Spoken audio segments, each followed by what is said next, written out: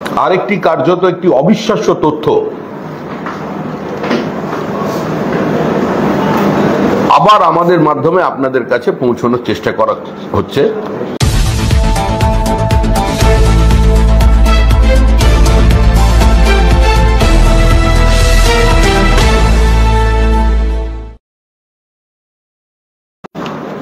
ছাত্র এবং চিকিৎসকদের কাছ থেকে আরেকটি কার্যত একটি অবিশ্বাস্য তথ্য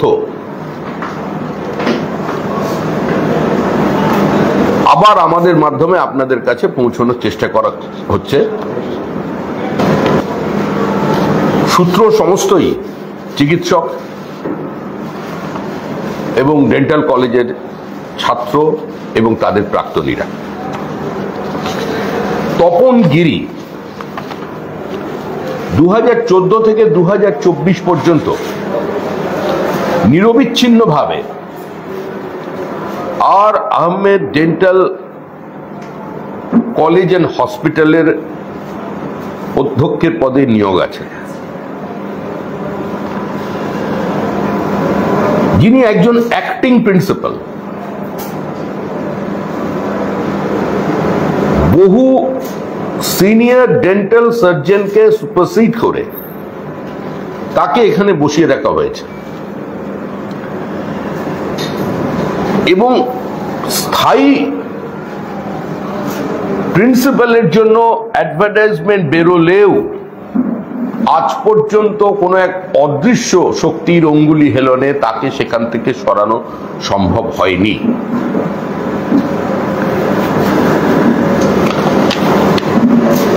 আরো মজার ব্যাপার যে মডার্ন মেডিসিনের ডিন তিনি। কোন ডেন্টাল সার্জন সাধারণত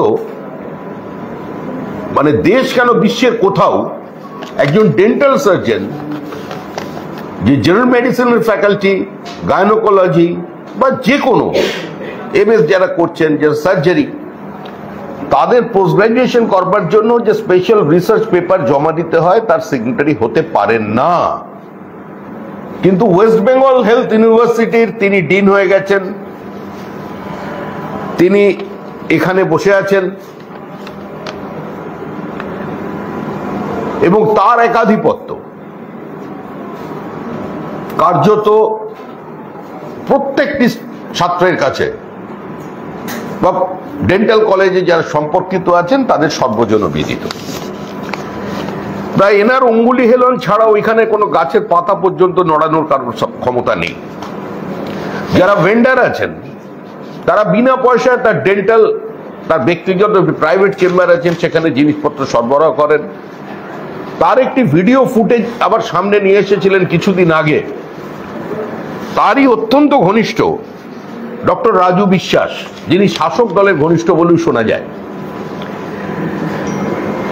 এই ডক্টর তপন কুমার গিরি, যিনি বাম জমানার চিকিৎসক এবং তার চেম্বারে ছিল বুদ্ধদেব ভট্টাচার্য এবং জ্যোতি বসুর ছবি, একজন তৃণমূল কংগ্রেসের ছাত্র নেতা এবং পরবর্তীকালে এখানকার ডেন্টাল সার্জন, এখন চাকুরিরত। তিনি প্রকাশ্য অভিযোগ করছেন যে আমি ওখান থেকে জ্যোতি বসুর ছবি সরিয়েছি, বুদ্ধদেব ভট্টাচার্যের ছবি সরিয়েছি এবং তারপর তাকে মুকুল রায়ের সঙ্গে সম্পর্ক করিয়ে দিই। এখন কার সঙ্গে সম্পর্ক, এবং যেদিন এই প্রকাশ্যে গন্ডগোল হচ্ছে সেদিন তাদের যে সিন্ডিকেট ডেন্টাল কলেজে চলতো, ডক্টর মাসুম মন্ডল এবং ডক্টর রাজু বিশ্বাস, পোস্ট গ্রাজুয়েশন করতে গেলে কোনো সরকারি যিনি চাকুরি করছেন, যিনি স্নাতক আছেন, তাকে স্নাতকোত্তর কোনো ডিগ্রি পেতে হলে তিনি সরকারি খরচায় বা সরকারের কোটাতেই তিনি ভর্তি হন। কিন্তু সাবজেক্ট টু অ্যাডমিশন হচ্ছে তাকে কোনো না কোনো সময় রুরাল পোস্টিংয়ে থাকতে হবে। কিন্তু ডক্টর মাসুম মন্ডল কিংবা রাজু বিশ্বাসের ক্ষেত্রে এটা ব্যতিক্রম। রাজু বিশ্বাস যেদিন প্রকাশ্যে এই তপন কুমার গিরির বিরুদ্ধে মুখ খুললেন, তখন তপন কুমার গিরি, যিনি তার ক্ষমতা বলে তার মেয়ে ডক্টর দেবতী গিরিকে 35 বছর তার মানে বয়স হবে এখন, তাকে এখানের এইচওডি বানিয়ে দিলেন। অনেক সিনিয়র ডক্টর ছিলেন কিন্তু এর বিরুদ্ধে মুখ খোলার ক্ষমতা কারণ নেই। যে কাজ আরজি করা হয়েছে, আমরা বারবার বলছি, এটা আরজি কর কোনো বিচ্ছিন্ন ঘটনা নয়।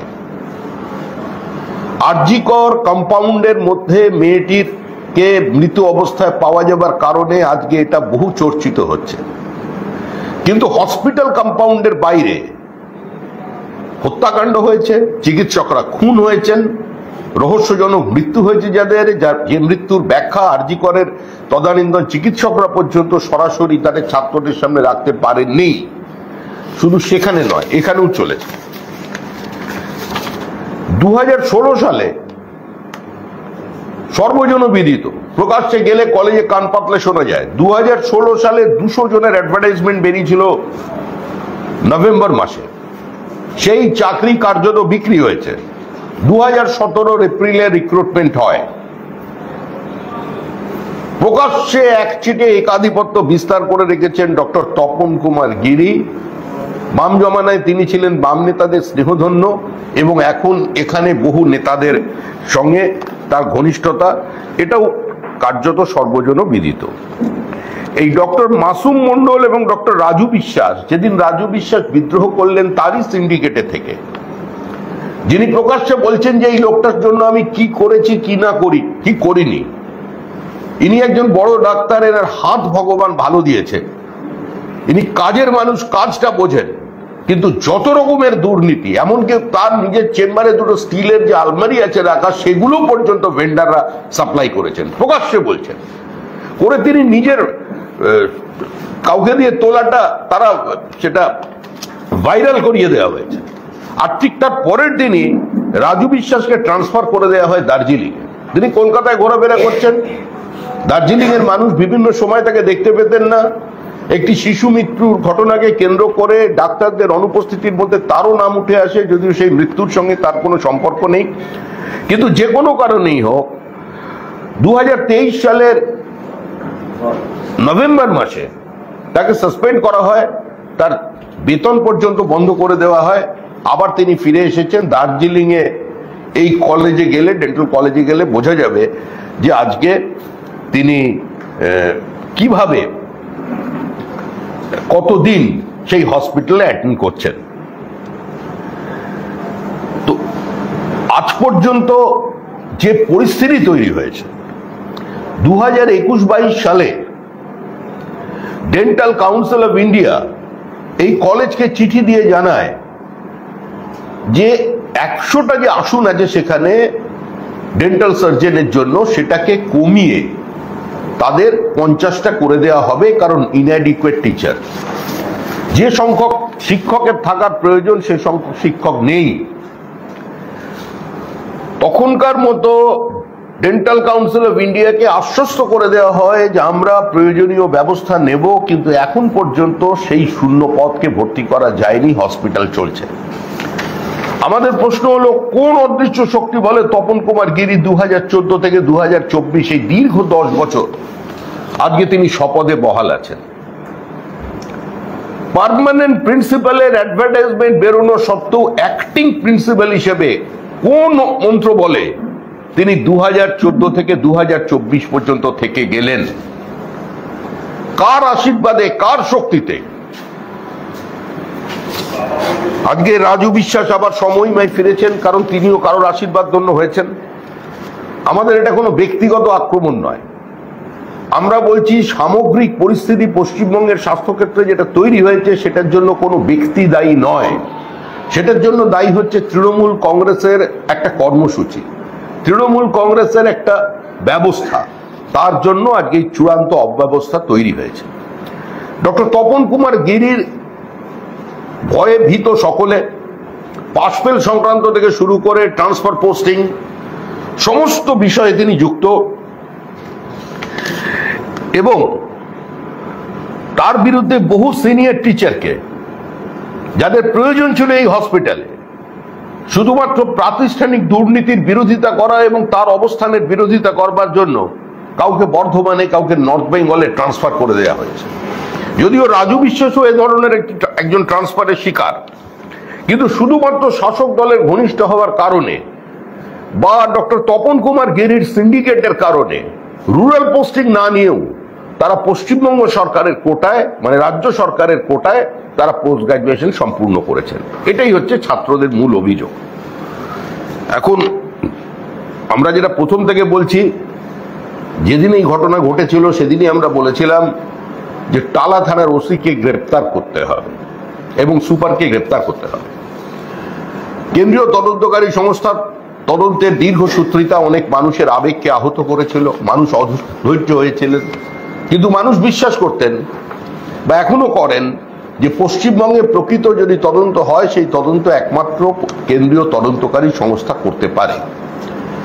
আমাদের আস্থা আদালতের উপরে আছে, যদিও পশ্চিমবঙ্গে বিচার ব্যবস্থাও আক্রান্ত, lower judiciary is under threat.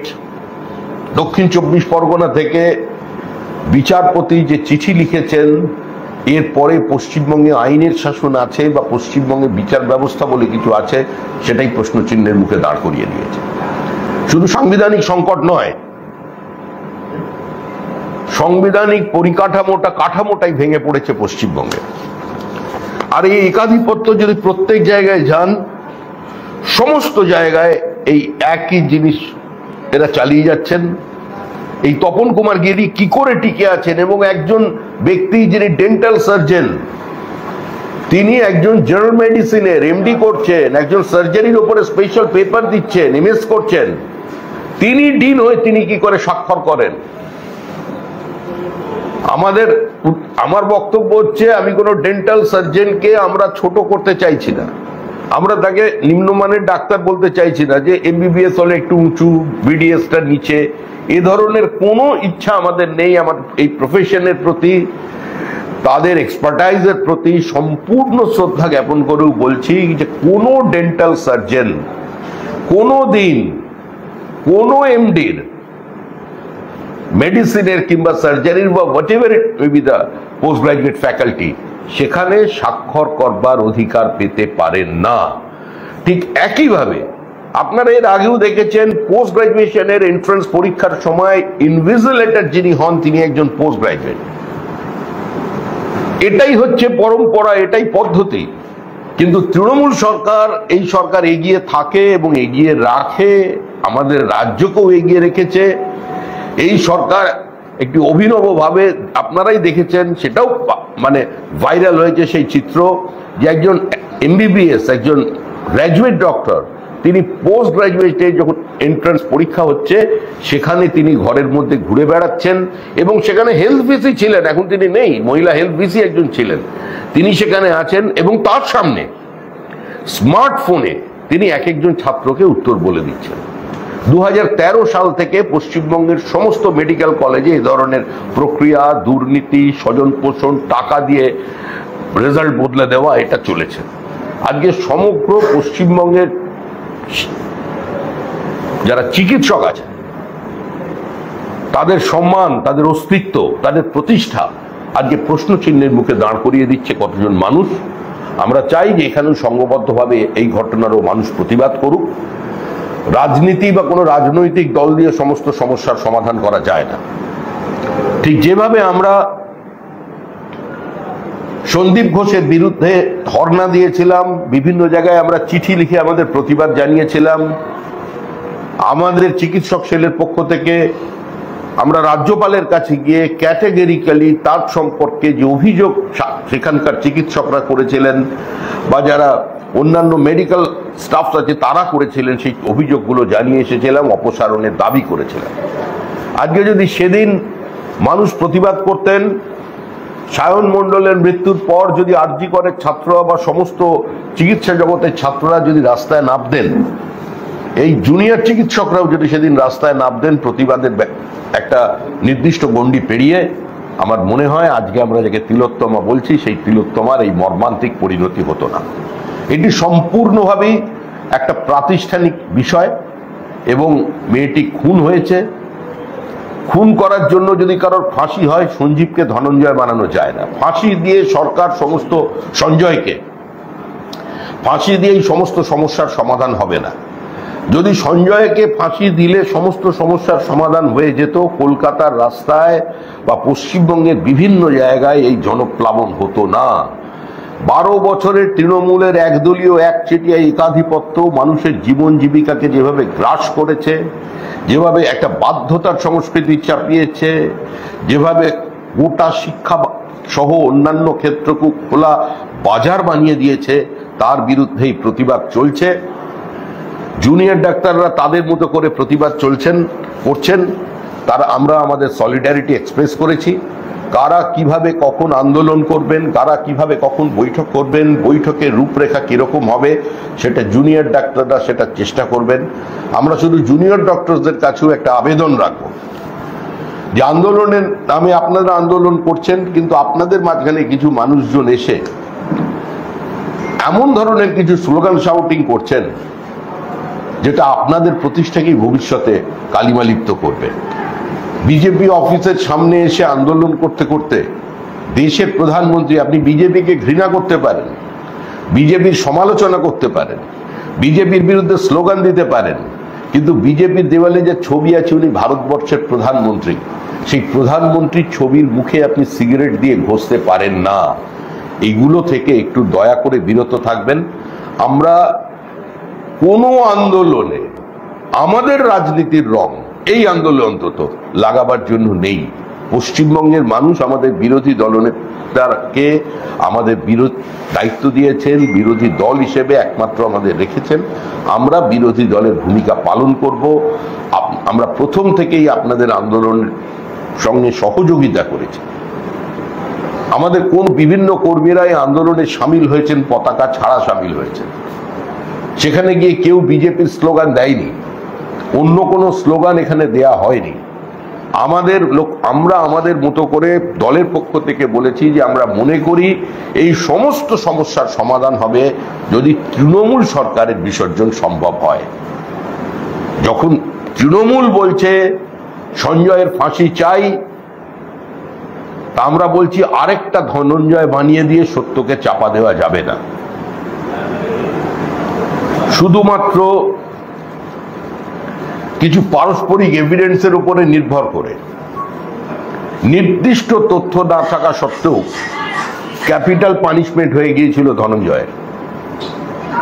তার জন্য অনেকে রাস্তায় নেমে ধনঞ্জয়ের ফাঁসি চেয়েছিলেন, কিন্তু একা ধনঞ্জয় ঘটনাটা ঘটিয়েছিল এটা কেউ পশ্চিমবঙ্গের মানুষ বা কলকাতার মানুষ বিশ্বাস করেনি। সেখানেও যেরকম কিছু মানুষকে আড়াল করবার জন্য তড়িঘড়ি ধনঞ্জয়কে ফাঁসি দিয়ে দেওয়া হয়েছিল, ঠিক একইভাবে সঞ্জয়ের ফাঁসির দাবি তোলার চেষ্টা করা হচ্ছে। Justice হারিড is justice buried. আমরা চাই এই মানুষের এখন বক্তব্য হচ্ছে তারা এই সরকারটারই ফাঁসি চান। আরেকটি, এই সরকারের কীর্তি যদিও বলতে পারেন বেসরকারি, কিন্তু সরকারি অনুমোদন ছাড়া এটা বার করা সম্ভব নয়। আমরা ডেন্টাল কলেজ সম্পর্কে যা যা বলেছি তার মধ্যে আরেকটা ইনফরমেশন দিয়ে দিই। এই কলেজে যিনি প্রিন্সিপাল ছিলেন ডক্টর মধুমিতা মজুমদার, কার্যত তাকে রিজাইন করতে বাধ্য করা হয়েছিল ডেন্টাল কলেজ। প্রিন্সিপালের পদ থেকে তাকে রিজাইন করতে বাধ্য করা হয়েছিল। এটা হচ্ছে ছাত্রদের বক্তব্য। আরেকটি দেখছেন রায়ো মার্টিন, টিভি খুললেই যারা ছবি দেখা যায়, যে কোম্পানির বই না পড়লে কেউ মাধ্যমিক কিংবা উচ্চ মাধ্যমিকে প্রথম, দ্বিতীয় বা তৃতীয় হতে পারেন না। রায়ো মার্টিন বিদ্যাসাগরের পরেই যদি প্রতিভাধর কোনো সংস্থা জন্মে থাকে, বর্ণ পরিচয়ের কাছাকাছি প্রায় মর্যাদা চলে গেছে বিজ্ঞাপনের কারণে। ইনি লিখছেন অষ্টম শ্রেণীর ইতিহাস বই। দেখুন এই বইতে যেটা লেখা আছে, এখানে পাতাও বার করে দিচ্ছি পড়বার সুবিধার জন্য আমি পড়ছি।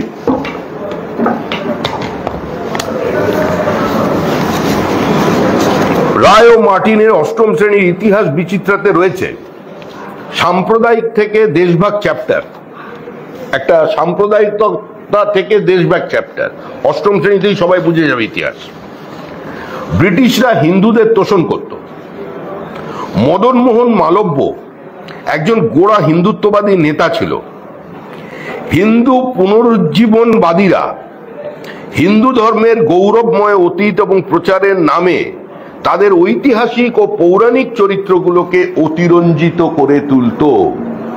আবার পড়ছি, হিন্দু পুনরুজ্জীবনবাদীরা হিন্দু ধর্মের গৌরবময় অতীত প্রচারের নামে তাদের ঐতিহাসিক এবং পৌরাণিক চরিত্রগুলোকে অতিরঞ্জিত করে তুলতো। এটা পাঠ্যপুস্তকে লেখা হচ্ছে, মানে এই রায় মার্টিন, এই বললাম যে সহায়িকা পশ্চিমবঙ্গ সরকারের অনুপ্রেরণায় লেখা হয়েছে, লেখা আছে সামনে।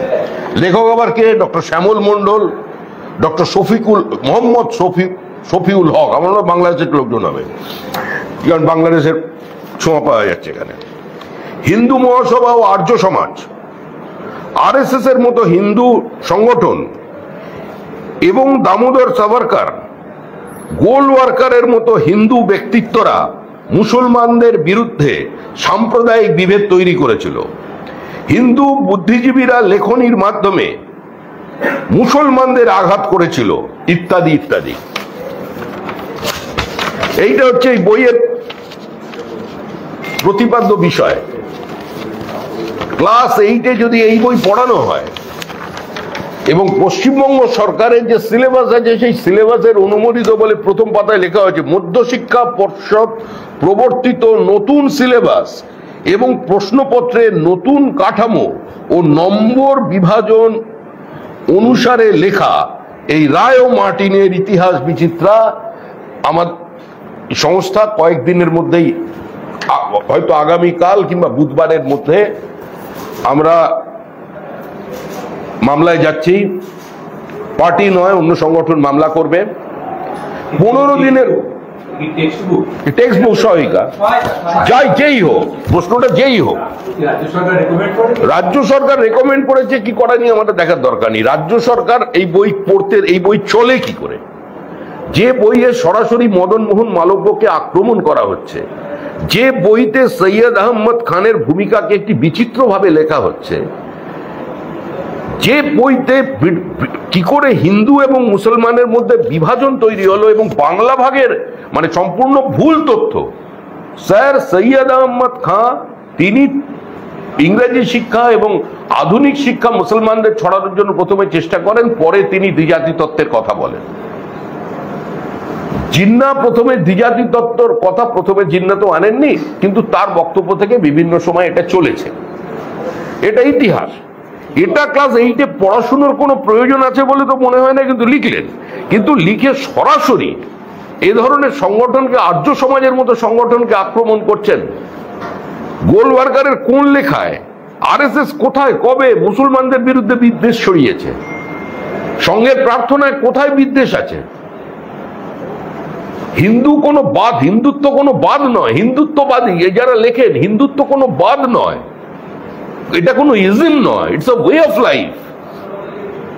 এটা তো এর যে সুপ্রিম কোর্টের ব্যাখ্যা, এটা তো মহামান্য সুপ্রিম কোর্টও যেভাবে ব্যাখ্যা করেছেন এবং সেটা গ্রহণযোগ্য ব্যাখ্যা। এবং আমরা যারা এই মতাদর্শে বিশ্বাস করি, আমরা যারা এই দীর্ঘদিনের সনাতনী বহমানতায় বিশ্বাস করি, তো এখানে তো বহুত্ববাদ তো এই সমাজের মধ্যে আছে।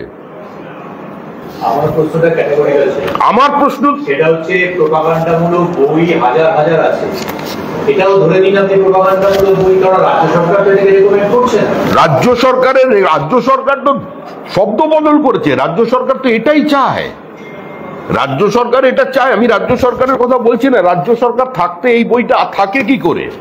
কোনো কন্ট্রোল নেই। আপনি যে কোনো ইতিহাস লিখতে পারেন, ইতিহাস মানুষকে পড়াতে পারেন। পড়া না পড়াটা ছাত্রদের অধিকার, তার অভিভাবকদের অধিকার বা তাদের ব্যক্তিগত সিদ্ধান্তের উপর নির্ভর করে।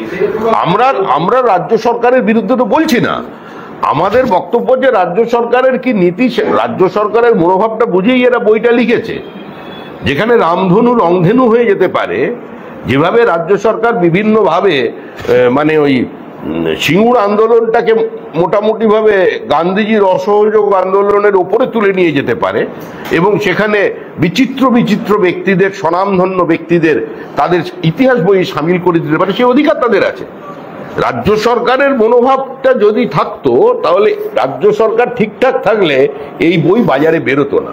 এই মদন মোহন মালব্য সম্পর্কে এ ধরনের কথা বেরোতো না। এর মানেটা কি হচ্ছে? এর মানে এটা দাঁড়াচ্ছে যে রামধুন গেয়ে যে গান্ধীজি সারা ভারতবর্ষের মধ্যে একটা স্বাধীনতা পাওয়ার উদগ্র বাসনা তৈরি করেছিলেন, এবং বিভিন্ন সময় তার বক্তব্যে তিনি রামকে কোট করতেন। এ বলছে অতিরিক্ত মহিমান্বিত করে মুসলমানদের আক্রমণ করেছে। এবং এই বইয়ের ওই কত পাতা থেকে 272 থেকে 279 পর্যন্ত এই বইটার মধ্যে পড়ে দেখুন। এই বইটা যেভাবে ইতিহাসকে উপস্থাপিত করেছে তার অর্থ হচ্ছে এটাই যে বিভাজন হয়েছিল সেই বিভাজনের কোনো দায়িত্ব মুসলমানদের ছিল না, মানে মুসলিম লীগের ছিল না। এই ঘৃণা, এই বিদ্বেষ সম্পূর্ণভাবে তৈরি করেছিলেন ভারতের তদানীন্তন রাষ্ট্রীয় জাতীয় নেতারা, মানে সর্দার প্যাটেল, মহাত্মা গান্ধী, নেহেরুর কারণে, তাদের এই হিন্দুত্ববাদের কারণে। এ তো তাই লিখছে, তাদের অতিরিক্ত আমাদের মাইথোলজিকে গৌরবান্বিত করার কারণে মুসলমানদের বিরুদ্ধে ঘৃণা সৃষ্টি হয়েছিল এবং সেটাই বিভাজনের কারণ। এই বই পড়ে নতুন নতুন বিদ্যাসাগর তৈরি হবে। আমরা বলছি যে এই বই, এই কোম্পানি সাবধানে থাকুন, এসব কিন্তু আর এখানে চলবে না। একটা সময় চলতো, সেদিন চলে গেছে, বামেরাও মুছে গেছে, কেউ বাঁচাবে না। এখন মানুষ যদি আবেগতাড়িত হয়ে যায়, এখন প্রবল প্রতিরোধ চারিদিকে চলছে, বাঙালি আবার জেগে উঠেছে, হিন্দু বাঙালির ঘুম ভেঙেছে। ফলে কোথায় কি হয়ে যাবে, কোথায় ভাঙচুর হবে আমাদের জানা নেই। 15 দিনের মধ্যে এটাকে প্রত্যাহার করতে হবে। আমরা দলের পক্ষ থেকে এটা বলছি যে যাদের সম্পর্কে বলেছেন তারা আইনানুগ যা ব্যবস্থা নেবেন। সিবিআই এর হাতে পুলিশ ওসি অ্যারেস্ট হওয়ার পরে এবং খুন ধর্ষণ মামলায় সন্দীপ ঘোষ গ্রেপ্তার হওয়ার পরে যে অভিযোগটা উঠেছিল, ক্রাইম সিন অল্টার করা হয়েছে, যে প্রসঙ্গ আদালতে উঠেছিল, সেই অভিযোগটাই কি জোরালো হলো? স্বাভাবিকভাবে ক্রাইম সিনকে যে অল্টার করা হয়েছিল, প্লেস অফ অকারেন্সকে যে ধ্বংস করা হয়েছিল, বায়োলজিক্যাল সমস্ত প্রুফকে যে শেষ করে দেওয়া হয়েছিল, এটা তো জনমনে প্রতিষ্ঠিত, এটা দৃশ্যমানতায় আছে, মানুষ এটা দেখেছে। সূর্যাস্তের পরে পোস্টমর্টম করা, তাড়াতাড়ি নিয়ে গিয়ে পানিহাটিতে তাকে সৎকার করা, কে স্বাক্ষর করলেন, কে টাকা দিলেন মানে এই শেষকৃত্যের জন্য, সেটা আমি তার বাবা পর্যন্ত জানেন না। একমাত্র সন্তান চলে গেলে এরকম মর্মান্তিক ক্ষেত্রে হয়তো সেই সময় তিনি একটা ট্রমার মধ্যে ছিলেন, কিন্তু তাহলেও এটা একদমই জানলেন না। পুলিশ গিয়ে তাকে টাকার অফার করেছে বললেন, তার উপরে জোর তৈরি করে দেওয়া হলো বললেন। এত মানুষ কেন পৌঁছেছিল সেদিন পানিহাটিতে? নেতারা কি করতে গিয়েছিলেন? তাহলে সিপি অপসারণের যে দাবি তুলেছে ছাত্ররা, সেই দাবিটাও কি সিপির অপসারণের যে দাবি তুলেছে ছাত্ররা? না, আমরা দেখুন, আমরা ছাত্ররা যে দাবি করছে ছাত্রদের মতো করে করছে। ছাত্রদের দাবির সঙ্গে আমরা সহমত আছি, তারা যে আন্দোলন করছেন আমরা আন্দোলনকে সমর্থন জানাচ্ছি। না, অপসার প্রথম দিন থেকে আমরা তো কাস্টাডি চাইছি। আমরা তো প্রথম দিনে বলছি যে এই ঘটনার পরে যে সিপি কে অবিলম্বে শুধু ওখান থেকে সরিয়ে দেওয়া নয়, তাকে গ্রেপ্তার করা উচিত। এটা তো বিজেপি প্রথম দিন থেকে বলছে। আমরা প্রথম দিন থেকে কাশীপুরের গ্রেপ্তারি চেয়েছি, আমরা প্রথম দিন থেকে সন্দীপ ঘোষকে গ্রেপ্তার করার কথা বলেছি।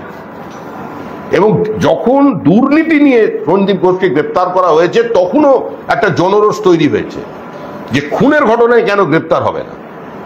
আজকে সম্পূর্ণভাবে প্রমাণ লোপের কাজ অত্যন্ত দায়িত্ব নিয়ে দৃঢ়তার সঙ্গে যিনি করেছিলেন তিনি সন্দীপ ঘোষ এবং কাশীপুর থানার ওসি, এবং এটা টালা থানার, এবং এটা কোনো সময় কলকাতার পুলিশ কমিশনের অজ্ঞাতসারে হয়নি।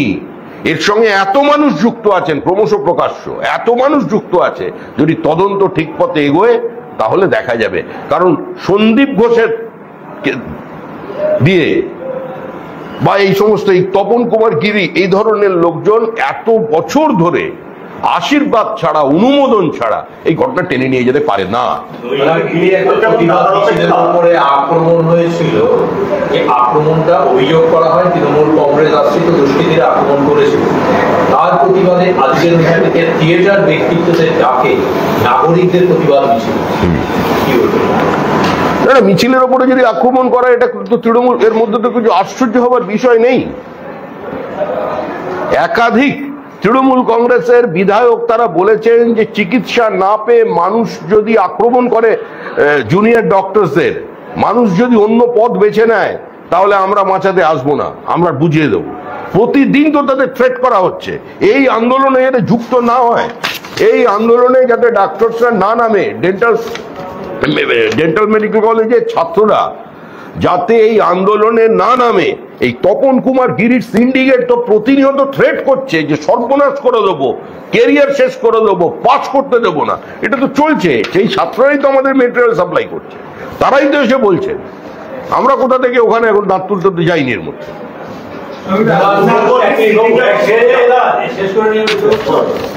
কুণাল ঘোষ আজকে একটা অডিও রিলিজ করেছে, এটা টেলিফোন কথোপকথন নয়। মুখ্যমন্ত্রী যখন ধর্ণা মঞ্চের সামনে এসেছিলেন ওদের, তখন ছাত্র নেতৃত্ব নিজেদের মধ্যে আলোচনা করছিল, সেইটা রেকর্ড করে দিয়ে এই অভিযোগ করছে যে ছাত্র নেতাদের সমস্যা সমাধানের প্রশ্নে যে ইতিবাচক মনোভাব নেই, এটা তার প্রমাণ। আন্দোলন জিয়ে রাখা। দেখুন কুণাল ঘোষ কি অডিও প্রকাশ করেছে আর ছাত্ররা কি কথা বলছেন, এদিকে আমাদের কোনো উৎসাহ নেই। আমরা দেখছি আন্দোলন চলছে, এই আন্দোলন কোথায় যাবে, কোন পথে যাবে, কিভাবে যাবে সেটা ছাত্ররা নিয়ন্ত্রণ করবে। মুখ্যমন্ত্রী প্রশাসনিক প্রধান কাল তিনি ধর্ণা মঞ্চে পৌঁছেছিলেন, আমরা দেখলাম তার বাড়িতে ছাত্ররা পৌঁছেছিল বৃষ্টির মধ্যে। তারপর তাদের দাবি ছিল যে তারা নিজেরা ভিডিও করবেন। এটা একটা মানে কারোর উপরে, এই সরকারের উপরে বা মুখ্যমন্ত্রীর উপরে তাদের যে আস্থা নেই সেটা তারা ওখানে বলেছেন, তার মানে সেটাই দাঁড়ায়। এবার তারা কি সিদ্ধান্ত নেবেন বা ছাত্ররা বসে ওখানে কি করছেন আমরা কি বলবো, আমরা শুধু আবেদন করতে পারি। কিন্তু অডিও দিয়ে তৃণমূল কংগ্রেস এই অডিওর রাজনীতি থেকে আমার মনে হয় কুণাল ঘোষেরও সরে আসা উচিত। লাস্ট কোশ্চেন, আজকে জুনিয়র ডাক্তারদের মহামিছিলে আজকে ডাক দিয়েছে তারা, সেই সঙ্গে নার্সরা যোগ দিয়েছেন এই মিছিলে, এবং বিভিন্ন জায়গা থেকে আজকে স্কুলের প্রাক্তনী, কলেজের প্রাক্তনীরা আজকে মিছিলের ডাক দিয়েছেন।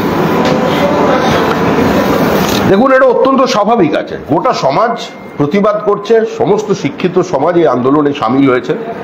কারণ নিম্ন মধ্যবিত্ত মানুষের তাদের ছেলে মেয়েদের প্রতি যে একটা নিয়ে তাদের যে অ্যাসপিরেশন থাকে যে বড় হলে ডাক্তার হবে, ইঞ্জিনিয়ার হবে, চার্টার্ড অ্যাকাউন্টেন্ট হবে, বিজ্ঞানী হবে, আজকে যে রাজ্যে মেধা বারবার প্রতারিত হচ্ছে, মেধা বিক্রি হয়ে যাচ্ছে, সে কারণে শিক্ষিত সমাজের সর্বস্তরে মানুষ পৌঁছচ্ছে। আর নার্সরা তো দীর্ঘদিন আন্দোলন করছে, নার্সদের নিয়োগ নিয়ে যে দুর্নীতি হয়েছে, কি অস্বস্তিকর পরিস্থিতির মধ্যে এই মুহূর্তে সরকারি হসপিটালের নার্সদের চাকরি করতে হয়, বারবার তারা প্রতিরোধ করেছে।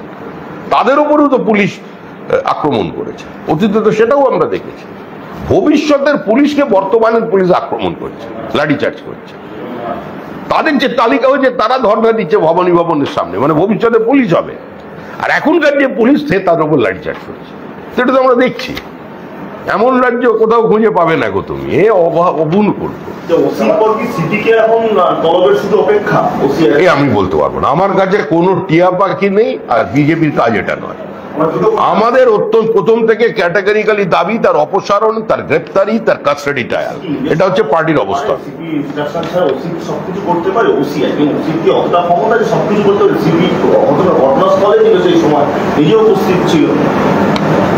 যা হয়েছে নির্দেশে হয়েছে, যা হয়েছে অনুমোদনে হয়েছে, যা হয়েছে সেটা সন্দীপ ঘোষ একা করেনি, বা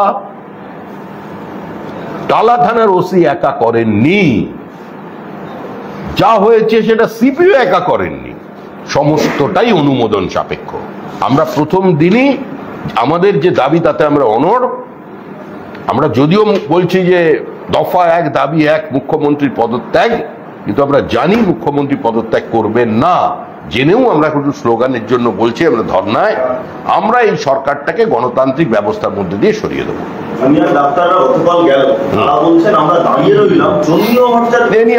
এই নিয়ে আমরা কোনো মন্তব্য করব না। জুনিয়র ডাক্তাররা কি বলেছেন, চন্দ্রিমা দেবী ওখানে কি প্রতিক্রিয়া দিয়েছেন, সেটা আমাদের দেখার বিষয় নয়। আমরা শুধু সলিডারিটি এক্সপ্রেস করেছি আন্দোলনের প্রতি। আন্দোলনের পদ্ধতি, আন্দোলনের রূপরেখা, আন্দোলনের গতিমুখ আমাদের দ্বারা নিয়ন্ত্রিত নয় না, আমরা সেটা নিয়ন্ত্রণ করবার কোন রকমের সামান্যতম ইচ্ছা আমাদের আছে। প্রতিবাদক আন্দোলন সন্দীপ ঘোষকে নিয়ে পুলিশের যে তদন্ত, সেখানে সন্দীপ ঘোষের যা বয়ান এবং সিবিআই যে তদন্ত, সেখানে সন্দীপ ঘোষের যা বয়ান, তার মধ্যে একাধিক অসঙ্গতি রয়েছে, একাধিক প্রশ্নের উত্তর নেই। এবং এই প্রাক্তন অধ্যক্ষ টালার ওসিকে গ্রেপ্তারের পর কি আদৌ এই তদন্তের রহস্যের জট খুলবে? আদৌ কি তদন্তের রহস্যের জট খুলবে? যেভাবে অসংখ্য একের পর এক বয়ানে অসংখ্যকে দেখা যাচ্ছে সন্দীপের এবং সন্দীপের আগে তদন্তের জট কি করে খুলবে আমরা বলতে পারবো। হাইকোর্টের নির্দেশে নজরদারিতে সুপ্রিম কোর্ট ইনভলভ, তার মধ্যে তদন্ত চলছে। সেই তদন্ত যখন সিবিআই করছে, তো যখন সিবিআই এর যদি তদন্ত এদিক ওদিক করে, তারা যদি তাদের কোন রকম দক্ষতার যদি মানে কমই দেখা যায়, তাহলে সেটা কোর্ট দেখবে বিষয়টা। বিষয় তো জটিল, আর মানুষ তো ছোট মাছ চায় না, এটা বুঝতে হবে মানুষের আবেগকে। মানুষ বড় মাথা চাইছে। মানুষ কি কথা বললে বলছে কবে যাবে, কবে ধরবে, আমরা কি করবো? এলকে আদবানি থেকে সোনিয়া গান্ধী, তাদের বিরুদ্ধে যখন দুর্নীতির অভিযোগ উঠেছিল তারা সরে গিয়েছিলেন, পরে গ্রিন চিট পেয়ে তারা আবার এক জায়গায় ফিরেছে। অরবিন্দ কেজরিওয়ালের বিরুদ্ধেও যখন দুর্নীতির অভিযোগ তিনি সরে দাঁড়াচ্ছেন, পদত্যাগ করতে চলেছেন, যেটা শোনা যাচ্ছে। কিন্তু এ রাজ্যের ক্ষেত্রে শিক্ষা, স্বাস্থ্য সমস্ত জায়গায় এত দুর্নীতি, কয়লা থেকে সব জায়গা থেকে এত দুর্নীতির অভিযোগ হওয়ার পরেও কি মনে করেন মুখ্যমন্ত্রীর কি সরে দাঁড়ানো উচিত গ্রিন চিট পাওয়ার জন্য? দেখুন, পরিভাষার সমস্যা আছে। আপনি যেটাকে দুর্নীতি মনে করেন, তৃণমূল কংগ্রেস সেটাকে দুর্নীতি মনে করে না। তৃণমূল কংগ্রেস মনে করে তারা তৃতীয়বারের জন্য নির্বাচিত হয়েছে এবং ভোটে জিতলে সমস্ত পাপস্খলন হয়ে যায়। কারণ তৃণমূল দলের পক্ষ থেকেই ক্ষমতায় আসবার পর বলে দেওয়া হয়েছিল, যখন দুর্নীতির অভিযোগ উঠতে শুরু করে, বলে যদিও বুথে লিড দেয়, যদি ওখানে প্রার্থী যেতে, তাহলে ধরে নিতে হবে ওর সঙ্গে মানুষ আছে, তৃণমূলের সঙ্গে মানুষ আছে, সেই জন্য তৃণমূলের চাকরি বিক্রি করার অধিকার আছে। তৃণমূলের সঙ্গে মানুষ আছে তৃতীয়বারের নির্বাচনে, সেই জন্য ডেন্টাল কলেজে তপন কুমার গিরিকে অ্যাক্টিং প্রিন্সিপাল হিসেবে 2024 থেকে 2024 পর্যন্ত, 2014 থেকে টিকিয়ে রাখতে যেতে পারে। পরিভাষা তৃণমূল এটাকে দুর্নীতি বলে মনে করে না। তৃণমূল মনে করে এটা তাদের রাজনৈতিক অধিকার। কুণাল ঘোষ দেখতে পাচ্ছি যে এই ডাক্তারদের আন্দোলনের ক্ষেত্রে প্রচুর অডিও তার কাছে যাচ্ছে। আগের যে অডিওটা, যেখানে একটু আগে আসলে কুণাল প্রশ্নটা করিনি, যে আলোচনা করছিলেন, কোথাও কি মনে হচ্ছে কুণাল ঘোষের পৌঁছে দেওয়ার পেছনে কোনো গুপ্তচর কি এই আন্দোলনের মাঝখানে রয়েছে? এই আন্দোলনটাকে শেষ করার জন্য শাসকের একটা চক্রান্ত, লোক ঢুকিয়ে রাখা? না, আন্দোলন শেষ কিভাবে? শাসক তো চেষ্টা করছি আন্দোলন ভাঙতে। এখন কুণাল ঘোষের যদি কোনো ব্যক্তিগত সোর্স থাকে তার মধ্যে, সাংবাদিক ছিলেন, সেটাকে তিনি ব্যবহার করেছেন, সেটা করবেন, করাটা কোনো অন্যায় নয়। কিন্তু একটা রাজনৈতিক দলের কোনো পলিটিক্যাল ন্যারেটিভ তৈরি করবার আগেই বা সরাসরি ঘটনাটাকে অ্যাড্রেস করবার আগেই দু একটা অডিও ক্লিপিং বার করে দেবো, আর সেটার ভিত্তিতে সঙ্গে সঙ্গে পুলিশ তৎপর হয়ে গ্রেপ্তার করে নেবে, এই রাজনীতিটাও তো অত্যন্ত কঠিন। যদি শুধু অডিও ওর ভিত্তি করে কাউকে গ্রেপ্তার করা যায়, তাহলে তো বহু মানুষ গ্রেপ্তার হয়ে যাবে। আর কি কোথা থেকে পাচ্ছেন উনি? মুকুল রায় যখন আমাদের দলে এসেছিলেন বেড়াতে বা কাজ করতে, তখন উনি প্রথম যে প্রেস কনফারেন্স করেন, তাতে করে তিনটে ফোন দেখিয়ে বলেন যে আমি সিঙ্গুর করেছি, আমি নন্দীগ্রাম করেছি, কিন্তু বুদ্ধবর্চা যার যাই করুক করতে পেরেছিলাম, আমাদের ফোনটা ট্যাপ হয়নি। বলে এই দেখুন তিনটে ফোন, এই তিনটে ফোনই আমার ট্যাপ করা আছে। তখন মুকুল রায়ের গলায় 39টা মামলার মালা ঝুলিয়ে দিয়েছিল তৃণমূল কংগ্রেস। তখন গদ্দার হয়েছিলেন, গদাধরে ফিরে গেছেন। এখন তার আমি দীর্ঘ আয়ু এবং সুস্থ জীবন কামনা করছি। মালদার মানিকচকে কংগ্রেস নেতা খুন হয়েছেন, বোমা মেরে সৈফুদ্দিন তার নাম, তাকে একেবারে বলে কংগ্রেস নেতা তাকে খুন করা হলো, জখম হয়ে ঘটনাস্থলে মৃত্যু হয়। দেখুন, আমি প্রথমবার মানে রাজ্যসভার সদস্য হয়ে যে প্রত্যেক দিন সদনে ছিলাম, আমি খালি আলোচনা শুনছি, বিভিন্ন জায়গায় SC STর সমস্যা নিয়ে মানুষ আলোচনা করছে। পশ্চিমবঙ্গের মতো এত বেশি তফসিলি সম্প্রদায়ের মানুষ, সংখ্যালঘু সম্প্রদায়ের মানুষ কোথাও খুন হননি। আমি আবার বলছি যে এখানে যারা মোটামুটি ভাবে নবীর পরেই অবস্থান বলে নিজেকে দাবি করছেন, যারা ঘৃণার রাজনীতি করছে, এ রাজ্যে যত মুসলমান খুন হয়েছে তৃণমূল কংগ্রেসের কারণে, তাদের শাসনের কারণে, সেটা ভারতবর্ষের অন্য কোনো রাজ্যে হয়নি। আর এটা কে মেরেছে এটা নিয়ে আমার জানা নেই, তবে মরছে মুসলমান, মারছে মুসলমান। এই পরিস্থিতি তৈরি হয়েছে পশ্চিমবঙ্গে, এর জন্য দায়িত্ব তৃণমূল সরকারের। কেজরিওয়াল পদত্যাগ করছেন, তিনি বলছে মানুষের রায় আবার ফিরে আসবো নভেম্বরে ভোট দিল্লিতে। কেজরিওয়াল পদত্যাগ করছেন, তিনি বলছেন মানুষের রায় আবার ফিরে আসবো নভেম্বরে দিল্লিতে ভোট। মানুষ রায় দিলে ফিরে আসবেন, ওকে আমরা কেউ নির্বাচনে পাঠাতে চাইছে না, কিন্তু উনি জামিনে মুক্ত, মামলা শেষ হয়ে যায়নি। যে লিকার পলিসির জন্য সরকারের এই হিউজ রেভিনিউ লস হয়েছে সেটা মিথ্যা হয়নি, সেটা এস্টাবলিশড এবং সেটা আছে। জামিন পাওয়া একজনের অধিকার, সেই অধিকার আমাদের বিচার ব্যবস্থা দিয়েছে। এক একজন বেল পাচ্ছেন মানে চারিদিকে এমন একটা ভাব করছেন যে এই জাস্ট এতে নোবেল পুরস্কার পেয়ে নেমে এলেন। আজকের শেষ প্রশ্ন, হাইকোর্টে আর না নিয়মে কথা হাইকোর্টে নিয়োগ দুর্নীতি তদন্তে মন দিয়ে শুনতে নিয়োগ দুর্নীতি তদন্তে সিবিআই চিঠি দিয়েছে পর্ষদকে যে হার্ড ডিস্ক কিনে দিতে হবে। পর্ষদ পাল্টা চিঠি দিয়ে জানিয়েছে যে পর্ষদ কোনো লাভজনক সংস্থা নয়। হাইকোর্ট বলেছে অর্থ অনুমোদনের সিদ্ধান্ত অর্থ দপ্তরের, এই পজিশন হয়ে আছে। মানে এটা কে বলেছেন? হাইকোর্টে সিবিআই চিঠি দেয় পর্ষদকে যে হার্ড ডিস্ক কিনে দিতে হবে। পর্ষদ বলে যে পর্ষদ কোনো লাভজনক সংস্থা নয়, সুতরাং তারা পারবে না। হাইকোর্ট তার অর্ডারে বলেছে যে অর্থ অনুমোদনের দায়িত্ব নিতে হবে অর্থ দপ্তর। যেখানে হাইকোর্ট বলে দিয়ে সেখানে আমাদের বলার কি প্রশ্ন থাকে? যখন সুপ্রিম কোর্টকে দেখিয়ে লাইভ স্ট্রিমিং বন্ধ হয়ে গেছে, তখন এখানে কিছু বললে আমারও স্ট্রিমিং বন্ধ হয়ে যাবে, বিপজ্জনক।